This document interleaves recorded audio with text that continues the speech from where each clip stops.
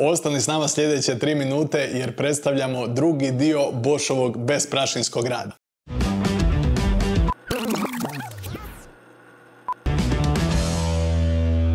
Načeli smo temu Boschovog besprašinskog rada. Danas predstavljamo jedan bračni par, nisu loši ni odvojeni, a kamoli skupa. Usisavač i žirafa. A kako izgleda gospođa žirafa i šta krije ovaj misteriozni boks, saznaćete za tjedan dana.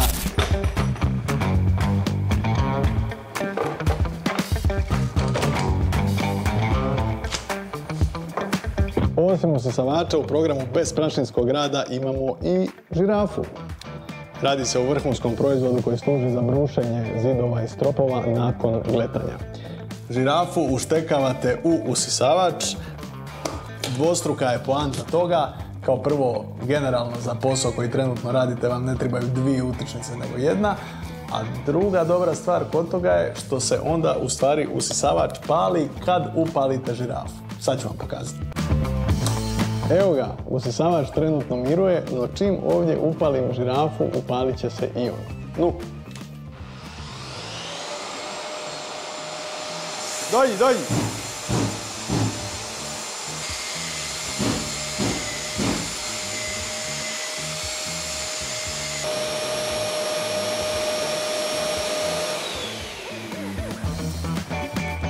Ajde više, nek se ugasio.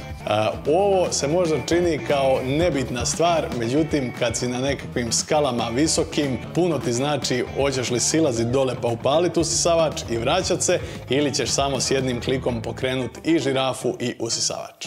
A što se tiče našeg misterioznog boksa, evo ga.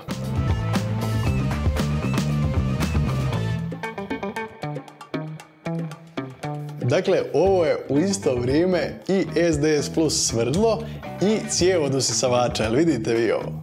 Dakle, on ti buši zid i sam za sobom skuplja svoju prašinu. Ovo je samostalna osoba, moraš je poslati u Zagreb na faks.